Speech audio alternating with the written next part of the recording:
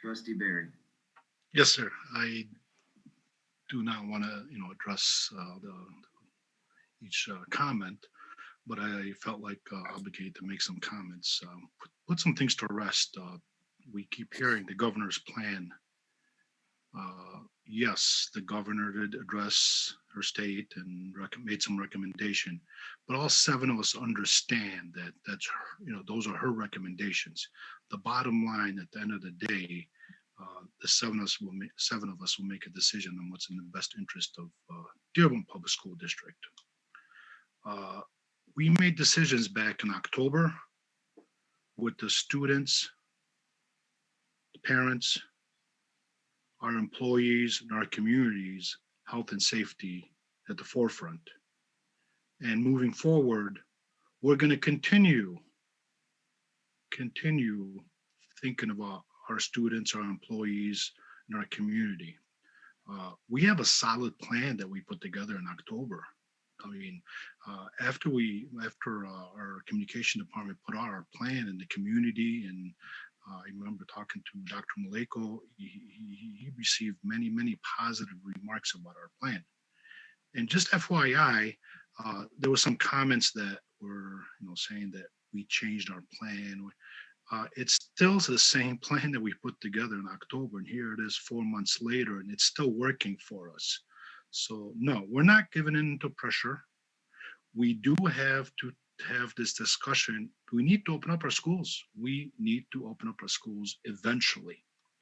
Now, with our students falling behind academically, with the understanding of the social and the mental health that they're experiencing, we're listening. We're listening. Just like we listened to all the comments, we read all the emails from parents, from students, from teachers. Earlier today, this morning, we were talking about the board, and we decided that, not decided, this is commonly known, that respect, anytime you're debating something, respect has to be on the table. And hearing from our constituents and the people we serve in this district, there's many different opinions, and we have to respect everybody's opinion. So moving forward, what has changed?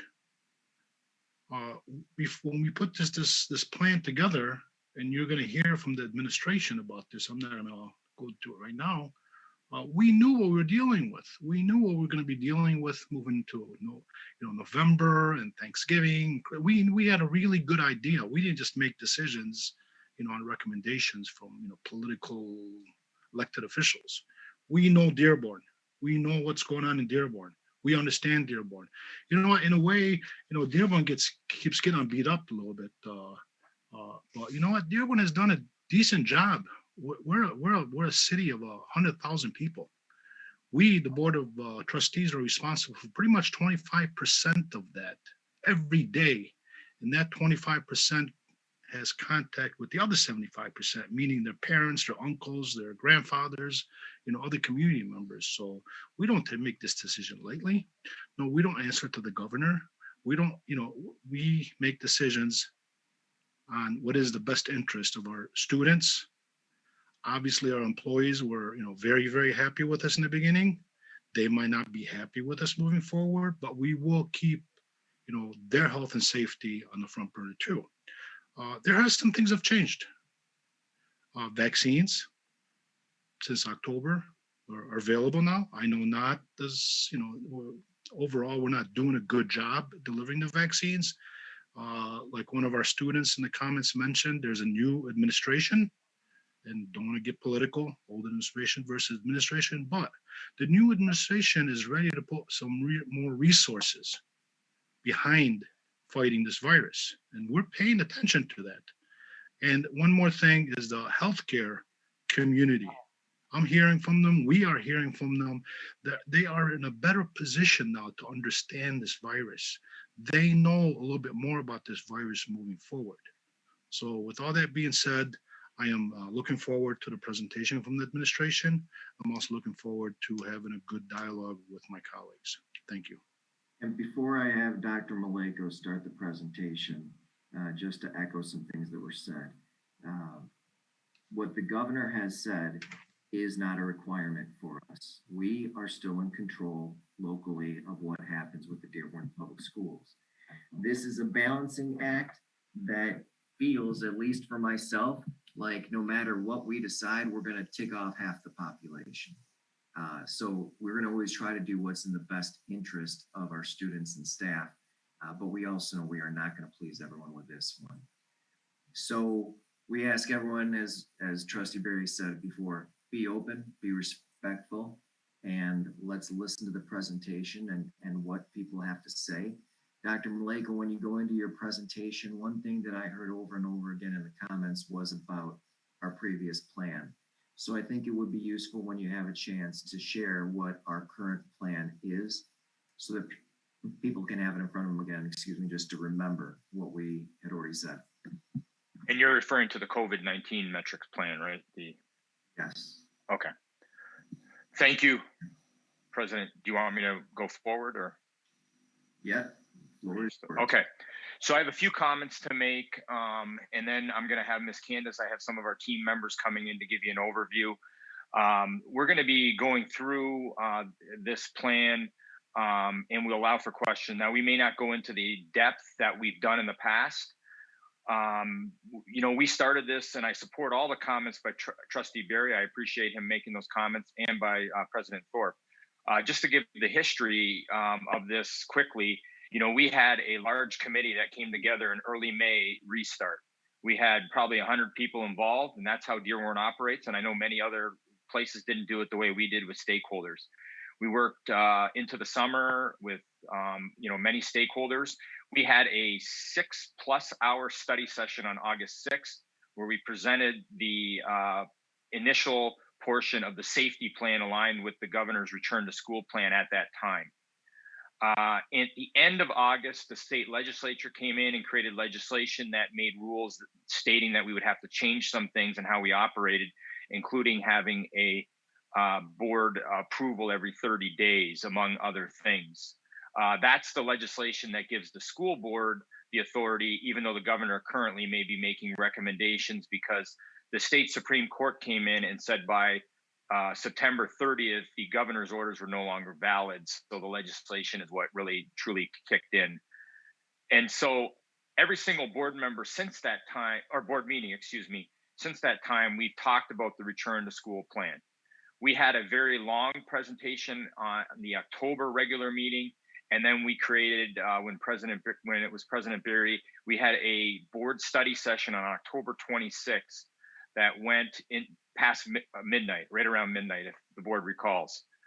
So we've been spending a lot of time on this. Since then, administration, and I agree with Trustee Barry, that plan is solid. We've only had to tweak it, but this responsible thing for administration to do, the one thing in the pandemic that has been consistent is that everything keeps changing.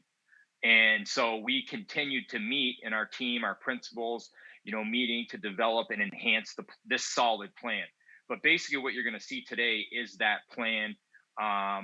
It is solid, but there's going to be some tweaks, modifications, I'll call it, but no major shifts within that solid plan.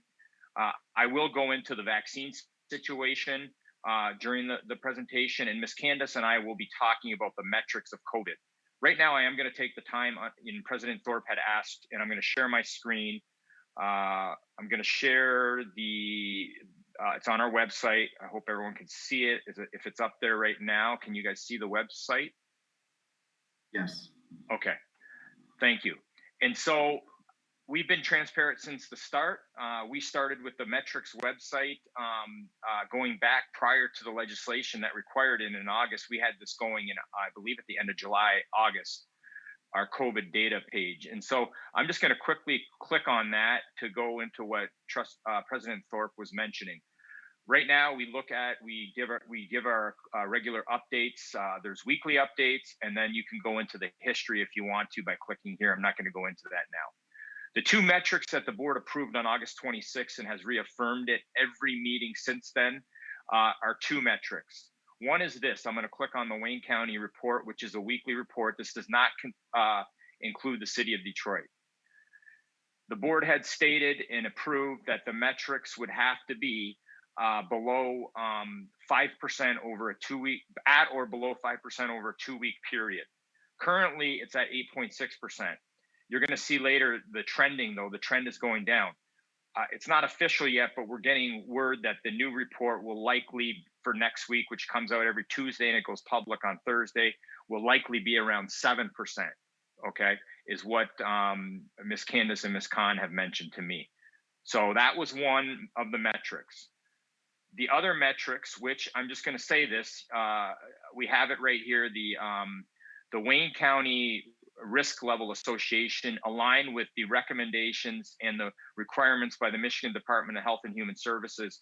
It's also required in the state law from August, this matrix. Now, the Health and Human Services Department came out with the governor and are now almost saying that you really don't necessarily have to adhere to it, but we do, because that's the approved metrics. And I stated this on the January 11th board meeting. This is currently one of the metrics that are that we're using of the two to determine if we can go back to school. We have told Wayne County that we still want to receive it.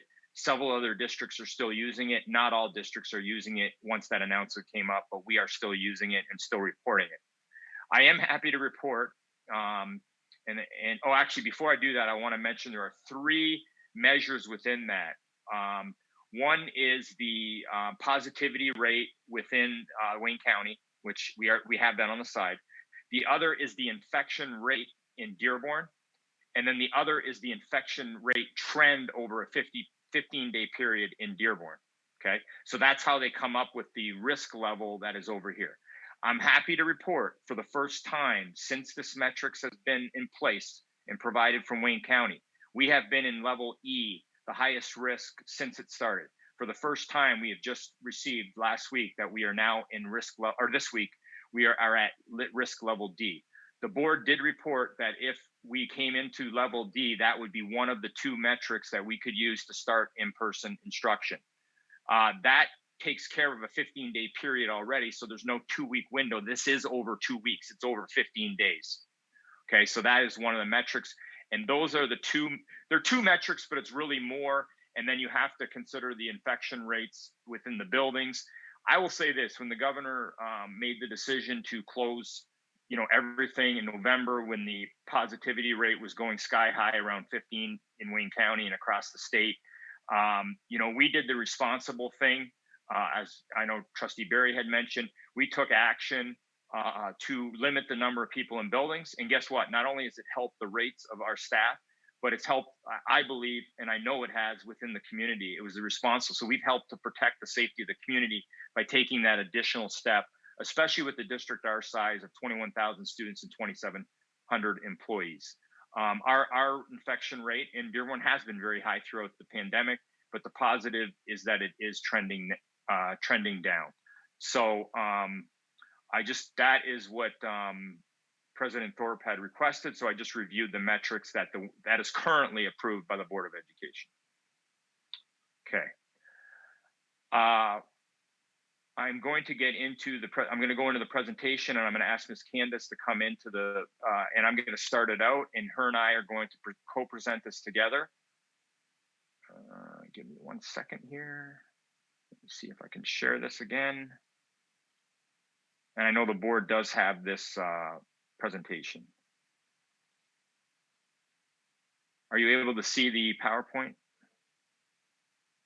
Yes, we can see it. Okay, just wanted to confirm. Thank you. All right, so we have Amy, Ms. Candace, and I'll tell you, all of our nurses have done an outstanding job. They've been in so many meetings with me and communications and vaccines and things that we're going to get into. I just want to say that I truly appreciate the great work that they're doing in our administrative team, supporting that. So I'm going to turn it over to Ms. Candace to make some comments, and I can, go through. I kind of mentioned some of this already, within the metrics that I went into the website. So maybe I stole some of her thunder, but I know she's got other metrics that she is going to add to, because it's other data that we're looking at. So I'll turn it over to you, Amy. Hi. Before we get into it, Amy, one quick point I was going to make to the trustees and to Dr. Maleko and yourself, Amy. Hold questions until the presenter asks if there's any questions, just because there's always a chance they're going to cover something that on the next slide that we're about to ask them about. So, Amy, Dr. Maleko, when you're ready for questions, go ahead and let us know. Okay. Okay, so my name's Amy Candace, and I'm one of the district nurses for Dearborn Public Schools, and I'm representing today our team of nurses. It feels a little bit like deja vu. We did this in October, I think, pretty much. So we're just updating numbers. And I did put my dogs upstairs, so I'm hoping they'll behave this time, as the last time was a bit of a circus. So okay, so we did review. I did make some notes, but a lot of that was just introducing you to the areas on our website where we can locate this information.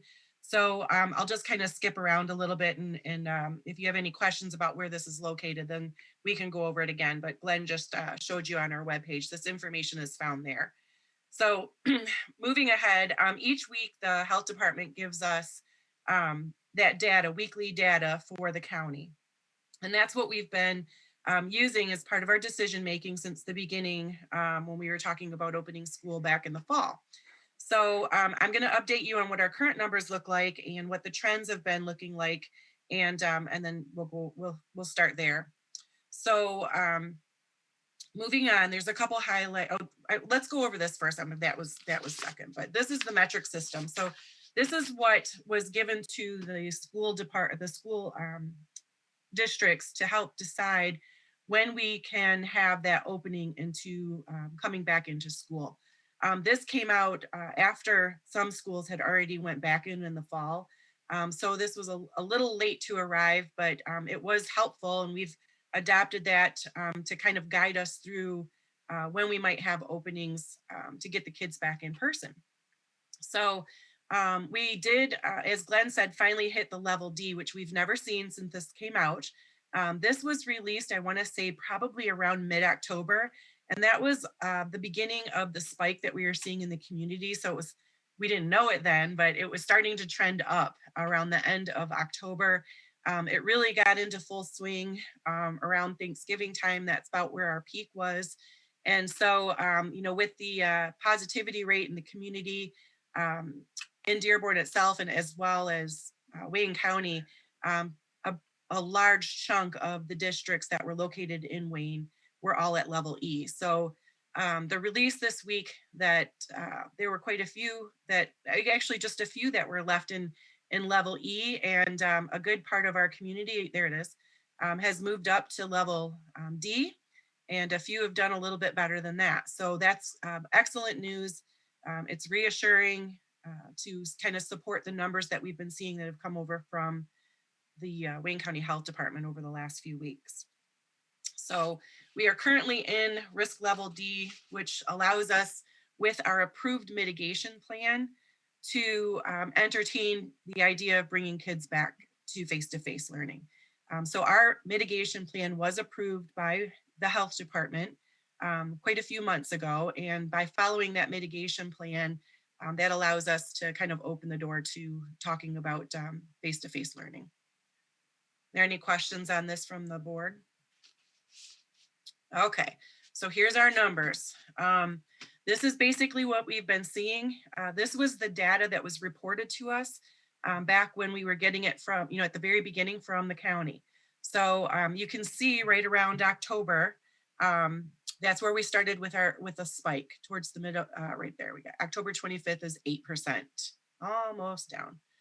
And then going up, went up to 10.2, 13.2, peaked around just after Thanksgiving. So we were peaking at about 15.6, and it has been nearly a steady decline with the exception of that little blip there at 12.2, which was on December 27th. I did talk with the health department about that, and that seems to correlate with the week right after the holiday, where probably mostly symptomatic people went in for testing and the asymptomatic didn't test as often. So there was an explanation for that little blip, but for the most part, we've seen a pretty steady decline since the end of November. Last week's release, the report, which is up on our district website, has the rate of positivity down by 8.6. What's been encouraging is, since the end of December, that 12.2, we've had about a 2% drop each week. And cases seem to be trending down at a pretty steady march.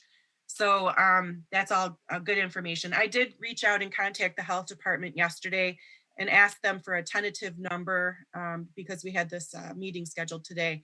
So this will not be the official number that we'll see on the report when we get that on Tuesday, but it's about 7.7%. So again, down this week. So that would give us at least a 3-week decline, steady decline. And if we kind of took out that December number there, which looks higher, I think, because of the testing that was done, we've done pretty well coming down after Thanksgiving. So currently what we're looking at here is, let me start from January 4th, the report that we got on January 4th, which is our first week back to school. That rate of positivity was 12.2%. We're also looking at hospital rates, though. We've been watching that trend, and that is information that comes out with that report each week. What the good news with that is that our hospital rates, the occupancy rates, are actually lower than we've seen since we've been getting the data back in July. They've held pretty steady throughout this since July, hovering somewhere in the 70s to 80s, keeping in mind that a hospital has to have occupancy in order to make money. So, their goal is not to have, an extremely low number of hospital rates, as that affects their bottom line. So they do want to have, beds filled with patients. But what we're seeing in terms of COVID is that we're not having a huge increase in the beds that are being used for COVID patients. So in the beginning of January, we saw a hospital occupancy availability like 67%, and the ICUs were 72%.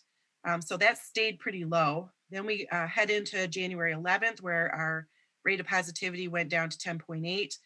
Hospital rates were 68 and 72 for their availability. And then last week on January 19th, they were 8.6% rate of positivity with a 66 and 70% occupancy rate. So we have appreciated a 3-week county decrease, and hospital occupancies have been the lowest we've seen in a while, and they've been holding steady for several weeks. So what you can see on this graph, though, is really where our interventions were in the fall, where we started to see that increase around October. And then getting in, that's when I think we had the pause in our learning labs. We were starting to see a pretty significant jump, not only in our community positivity, but also in the cases that we were managing in the schools. And then just before, where was that, November? I think it was November 16th, I want to say, is when we got the order to shut everything down. So you can see how that played out here with the rate of positivity was increasing. All right, let me see what else we got here for numbers. Went over the metric system. We are still continuing to use that. Dr. Maleko reached out to the health department and the county, and they'll continue to provide us with that information for now. So, all right, and then in terms, what do we got next here? Vaccines. Well, give me yeah. Go ahead. Let me just roll through what we're looking at here on our district numbers. So, and this information is also located on that COVID webpage. The big green box that tells you how many people we've had on school property that have had COVID. So again, correlating with our positivity rate increasing prior to the winter holiday, we were, had 9, 10. We were high with that as well. Looking like beginning of November, we had 8 on school grounds. Mid-November, 9, and then the end of November, 10. And then we closed the schools were closed down. Well, we've been closed down, but at that time we had asked teachers to stay home if they could, trying to keep people out of school. So if they could work from home, they encouraged that. And we did see a pretty steep decrease. So around the end of November, we had 1. In December, we had 2. Towards Christmas, 3. And the week before Christmas, 5. So we were starting to appreciate more positivity and more quarantining towards the end of or just before Christmas. And then since returning, each week we've had 1. So we've done a lot less contact tracing, we've received a lot less notifications of positives. So that seems to be reflecting in our school as well, that the positivity rates are dropping. Okay, so now we're looking at vaccines. Vaccines. Glenn, are you going to take on that? Yeah, why don't I start and then you can jump in. So Okay. a few things on the vaccines. So we have a committee that we formed when the governor made that announcement on the Wednesday right after the break. And, Amy's part of that along with Nurse Khan. We have the union heads are involved, and David and Mason. And the board recalls we got that survey out pretty quickly. A couple announcements I have to make. One of the things I've been communicating with the district, letting people know about the vaccines, and obviously there's a shortage as we recognized kind of early on. I think it was mentioned earlier in the meeting. But we continue to work with the health department. We have a great relationship with the Wayne County Health Department. The Wayne County Health Department was determined to be the not just Wayne County, but all counties as the vaccine distribution for school employees. And so we are thankful that the governor and the health department did put educators in 1B. So 1B educators are eligible right now. The question is, and I think it was Trustee Berry who said, is, the ability through the federal administration to the state of the number of doses that are out there. I mean, that's the issue right now. It's just the supply and demand. So we are working well with the health department on that. I do have some good announcement in that I do believe that soon we will have a scheduled time for educators to start going in to get the vaccine through the health department. I've been making lots of phone calls, as the board is aware, the last several days with legislators and with Wayne County, with other officials, and with alternative healthcare providers. I've also stepped up to talk to other providers like Beaumont, Henry Ford Hospital. Our team is also outreaching to pharmacies. One of the things, and I want to let the staff know right now, is that, and I put this out in the message, is that Henry Ford Hospital seems to be one that educators seem to be able to get through if they're a current patient. I also learned that, let me just see here, that if you're not a current, if you're not a current patient, there is, and I got to pull it up, and Amy, you provided me with this, there is a 1-800 number that you could call and get registered on the MyChart. It's Henry Ford. It's 1-800-436-7936, 1-800-436-7936. So if you're not a current patient, but you're an educator, and that doesn't mean just the general public, you have to be in the 1A or the 1B, that you can try to get set up. Now, when you go on, I'm aware of several educators or staff in Dearborn that have got into Henry Ford, and it seems as if the process was seamless. And so what my point in saying that is, whether it's Henry Ford or we're aware of Meyer, who people are signing up with, or other locations, if you're eligible, we are promoting go through those direct hospitals or other locations if you're able to get in, because that'll save a dose potentially for someone of our staff when Wayne County is ready to go. We also learned today, but we learned late, and I don't know what happened with the communication that came in, but not just us, other districts, but we did get on it right away. At 11:30 this morning, we learned that some of our fragile special education program teachers were eligible to go today to Wayne County. And so we got that out there as soon as we found out. During this meeting, I was getting messages about it. Mr. Saley got a word out, and it went out, and I don't know what happened and why it was just a late notice, but apparently it wasn't just us. It was many districts that just received notice this morning, is what I was told. So we're trying to find out what happened there, but at least hopefully some of our teachers were able to get through the Wayne County system. But having said that, we've been working hard. Our district is ready to roll. However, with the vaccine, we know it's important. We know that it will also help people feel secure and safe coming back to school. So just to make it public, and we are going to send out a communication on this, because Wayne County, anytime. And again, we just found out this morning where they said, okay, special ed teachers, let's get them out there. Well, it's possible that this can happen at any time, and I am hearing that it's going to happen soon. So we are, and I spoke to President Thorpe about this, and Trustee Irene Watson and I were talking because she was also making some calls, and I know other trustees were making calls because we were trying to use all our connections. So was administration. I told them reach out to everyone, including Jane Mazza and the union, and we appreciate everybody making the calls. And so we want to be prepared. So one of the things we do have to do is we are going to send out a survey to staff. Okay. And there's going to be questions on that survey. It's not going to be anonymous anymore. It will be kept confidential in HR, but we need to know who has already received the vaccine through possibly a provider, who wants to get the vaccine, and who does not want to get the vaccine. And we need that information along with positions and things in the district, which we can align with HR. And the reason we need that is for this purpose. If I get a call from Wayne County and they say, all right, I don't know what the number will be, but I'll just throw, let's say it's 500 or 1,000. Hey, Dearborn Public Schools, I've got 5,000, or I got 500 doses or 1,000 or whatever it may be.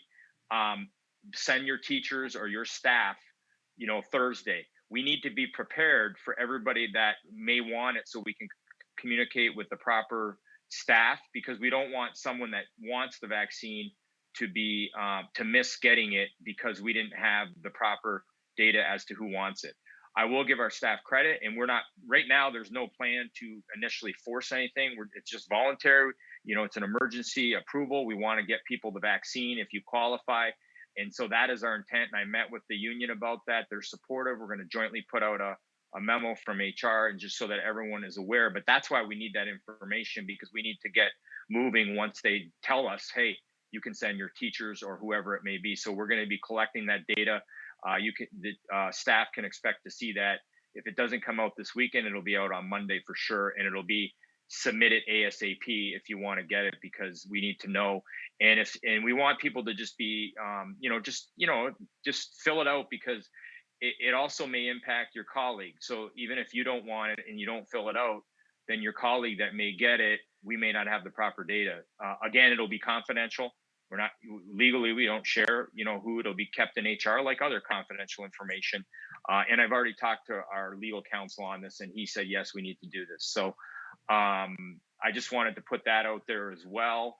But I could tell you our team is working hard, and I think I appreciate Dr. Hamami at the Wayne County. I think there's Lucas over there, Mary Rowan, and others that have worked very well with our team, and Nurse Candace. But we've been really working the phones. I've been working our contacts with Abdullah Hamoud and Sylvia Santana. I've reached out to Senator Peters' office, Senator Stabenow, along with Debbie Dingle and Sam Baydoun. I know, Irene, you've spoken to Assad Turfi and others, just trying to determine, why the educators in Wayne County had not yet been getting the proper number of doses to the county, so that we can get our staff vaccinated. So I think our efforts have helped. And I'm also with Dr. Lipa, I am serving on the small subcommittee for vaccine doses with superintendents. So I do have additional input into that, and additional insight, because I'm getting direct information from Dr. Lipa, who even during this meeting, I was receiving messages about this. So I just wanted to give that overview, and then I'll hand it over to Amy if she wanted to comment any further on the vaccines. But I know our staff are anxious, and so are we. So we're promoting, if they can get it somewhere outside of the Wayne County, feel free. But we promote that because it could save for somebody else. Having said that, we're still working with Wayne County because that's our provider, and we're trying to. I'm actually in conversations with Henry Ford and others to see if maybe they can provide some to some of our staff and others. But I will be speaking to Dr. Hamami on Monday as well to talk about it. So I think it's good news for us moving forward. I think it's coming close around the corner. But as Trustee Berry had said, we're still kind of relying on the federal government to make sure the proper distribution gets through the state to the county. And my understanding in talking to the legislatures, both at the federal level especially, is that there is a push to get more into the state of Michigan. Amy, I don't know if you had anything to add to the Just vaccine piece. the logistics of this are crazy. I think in this day and age, we're so used to getting what we want quickly that it's so hard to wait for this, especially when it's something that you really wanted. So, the health department's, behind the eight ball as well. They're getting the information like a day before they even get the vaccine. So it's been difficult for them because they just don't know how many doses they're going to receive. They might find out on Monday and they're trying to make appointments and get a plan in place for Tuesday, but they have no idea what they're going to get until it actually arrives there. So, in the beginning, the last couple of weeks, our health department was getting the same number of doses that small other counties in Michigan were getting. So, obviously, Wayne County is one of the most populated in the state, and we were getting, the same doses that a smaller county were. So they're working through all of that. We are starting to see an increased number of the doses that are arriving, and those other avenues are good ways to get in. Henry Ford, I've known several people that have gotten into Henry Ford this week to get their vaccines.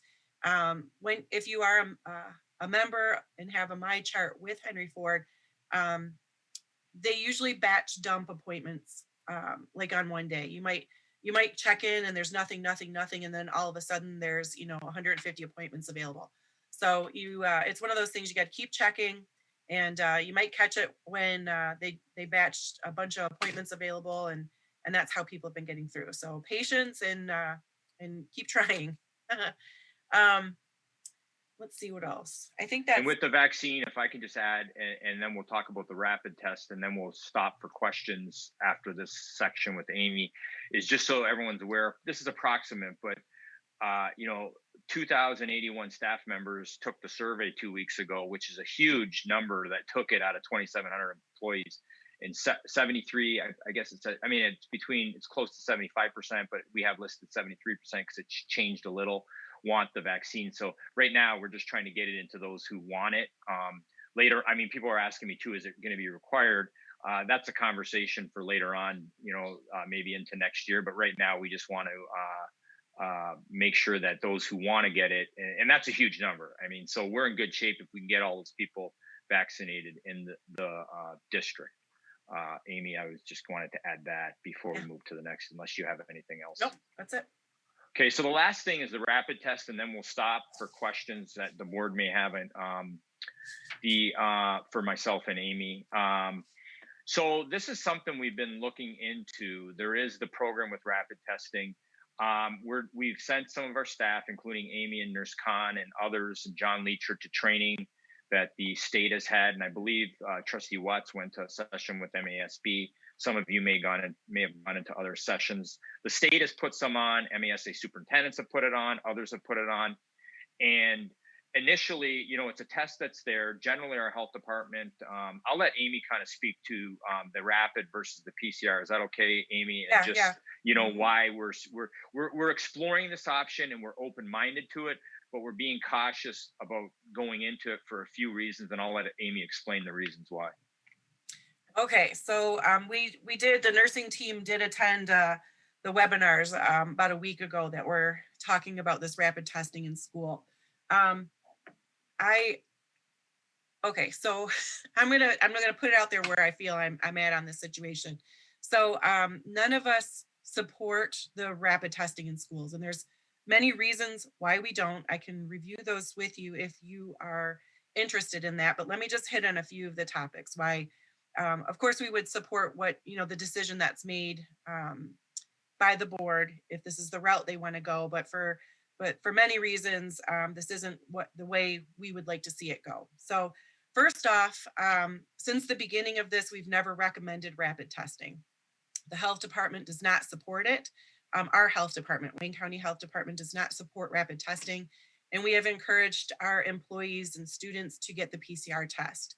The PCR test is the gold standard test, and it is the one that is used as a diagnostic tool to confirm positive COVID.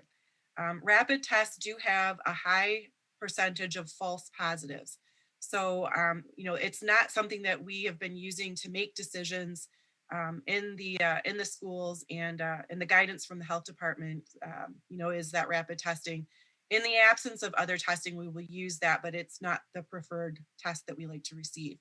So initially, this rapid testing in schools was offered to us because they had used these tests in more congregate settings like nursing homes and in prisons. It wasn't rolled out to be used in the average public community. So in a setting like a nursing home or a prison, these tests can be performed on residents to attempt an early detection of a breakout, especially in an environment where people are living together and that there's quite a population of it. So this is asymptomatic testing. This is not for the person who has symptoms and goes for testing for that reason. So basically, this is a random sampling of a group, and you're trying to pull out the people that are asymptomatic positive. So I have a lot more data, but let me just summarize with this information because this came out yesterday, was released yesterday, and it was the fall testing program that they actually rolled out for sports in order for the sporting programs to continue with their season.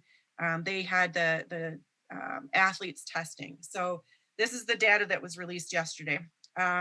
They administered 30,125 rapid tests. 62 were positive. 29 were false positive. Overall, a 99.8% tested negative. So we're talking a very, very small number of people were pulled out of that for being positive and not having symptoms. So overall, we're looking at a 0.1% positivity rate and a 47% rapid test false positive. So it's that just shows, of the 62 positives, 29 or 47% were false positives. So we feel that this, for one thing, is it is a voluntary program. It is only for staff. Students are not allowed to participate in this. It would basically require the staff to agree to be tested at least weekly. Let me see what else we've got here.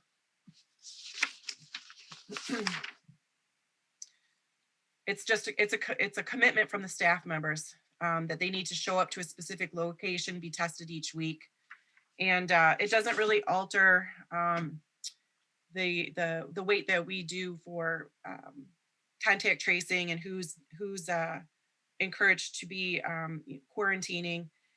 I do think that this may end up causing people to take a little bit more risk if they've just got a rapid test and it's negative.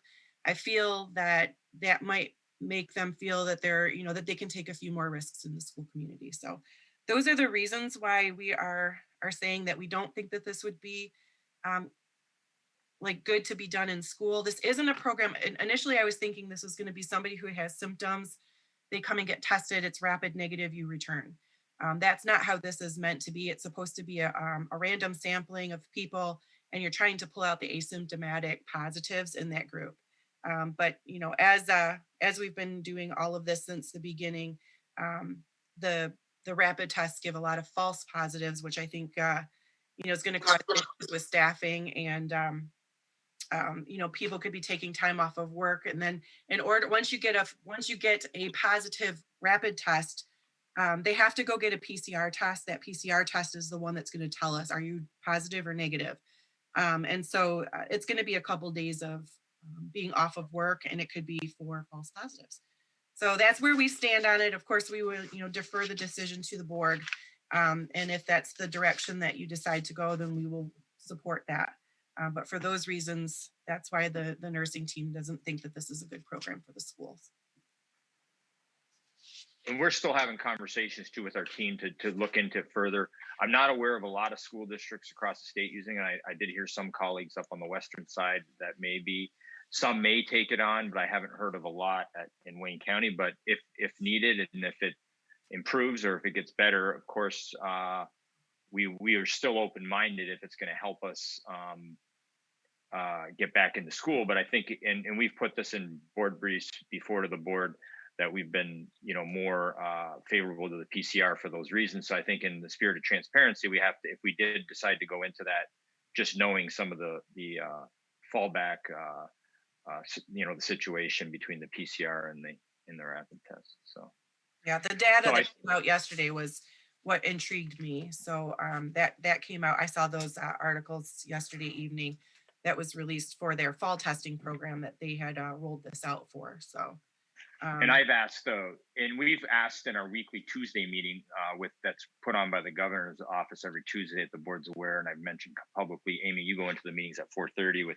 Carrie, David, we have the mayor and others, and the same comments keep coming up out of that. But again, it's still something, we're not closed-minded if it improves or if they enhance it somehow, or depending on how they, I know Jane Mazza mentioned it to me too, because she was in a session. And so we still want to be open-minded, but we are also just kind of saying the positives and the negative to using that. So I think we could probably go to questions now from the President Thorpe from the. Yeah, what I would ask is if the trustees have a question, raise your hand. Give me a second so I can see who does, and then I'll start calling on people.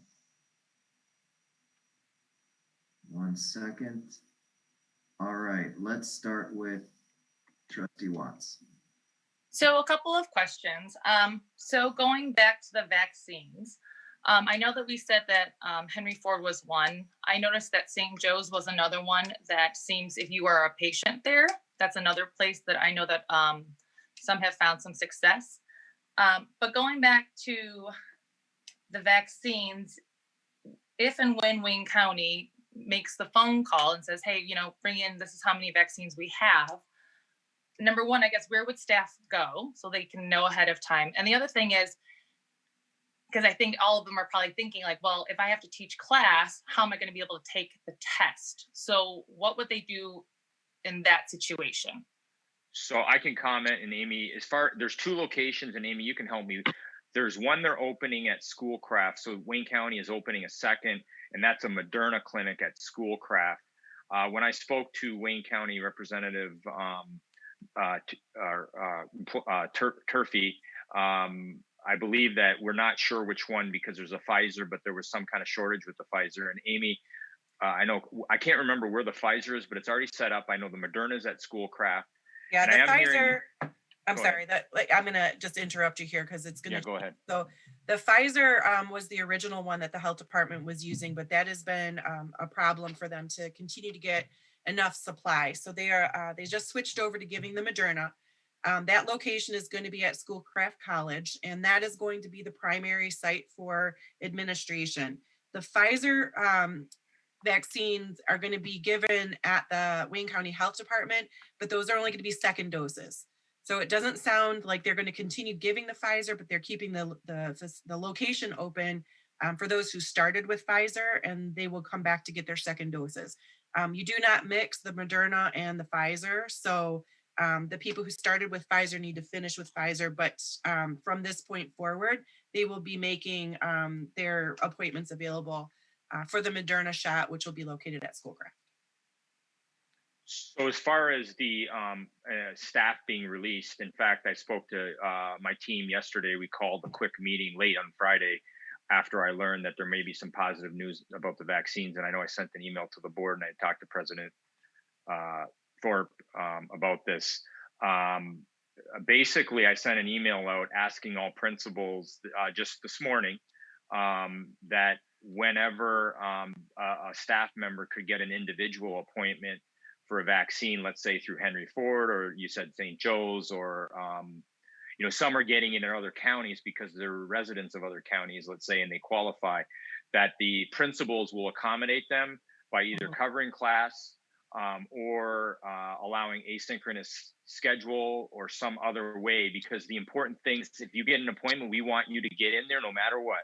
And that's what I said to the union, is that we'll do whatever it takes to make sure that you are accommodated. Now, if we get a call saying we have a large number of staff that need to go on this day between these hours, then we may have to make another decision. And I think that the board would support this, that we may need to say, hey, it's important to get the vaccine. So let's say they say we have a day or 2 days or whatever it may be, and we don't know. We have to be prepared for all. And that's why we're preparing with that survey, that we may say, hey, look, these grades or whoever is going and these employees, we're going asynchronous that day. that way, and we've talked about this at the Wayne County superintendents, because the most important thing is to get them into the vaccine so that we can get students. So one day of some kind of sacrifice where we're allowing students to maybe have asynchronous instruction or some other method, because on a large scale, we couldn't just cover. We'd have to make that kind of decision. So we would be doing that to make sure that the staff would get the vaccine. Okay, and then the other question is, Amy, I don't know if this is more for you. So we're able to get the occupancy rate. Are we able to get and extract occupancy rate for just COVID patients? That is, I followed that, but that's on the state website. Oh, and I haven't looked at it lately. I can send you a link for it because I kind of watched that since the summer, just as, being curious. It does show, and we do get data from Beaumont Hospital each week, and sometimes twice a week. We're getting that information released on how many patients are currently in Beaumont's hospital that are positive COVID. And again, it correlates with what we've been seeing in the rate of positivity for the county. They spiked again for admissions for COVID back around November. And then it's been steadily dropping as well. So I can't remember the exact number, but it's in the mid to lower 200s right now. And we had been seeing it up in, Glenn, do you recall what we were seeing? Was it 900? System-wide now, this is system-wide, remember, Beaumont has several hospitals, so this is a system-wide number. But yes, it's listed, and I can get you that link. I don't recall, Send sorry. it to you, yeah. Okay, and then I just have one more question. So Dr. Maleko, and I know you had mentioned the mitigation plan. Can you refresh some of our memories? Or is that going to be something that we're going to touch on later on? Fatmi Faraj is going to speak to that, so we could maybe hold off and you can, but it'll be if that's okay, that'll be at the end of the presentation. But it is on our website, and we did present it at one of the previous board meetings, I believe the 26th, and we were approved with, if we do the 6-foot social distancing, like on a 100% level, and I got an official letter that we put on our website from Wayne County Health Department. And if we're doing less than 6-foot social distancing, and we'll talk about that later, then it was like a 95% approval, but you needed like an 80%. So us going for 100% is how Dearborn operates. We always go above and beyond. You'll hear that when Mark Andrews, that we do additional cleaning. We're not just doing the minimum, we're going above to make sure our students are safe and our staff and community. Okay, thank you. Trustee Petlicoff.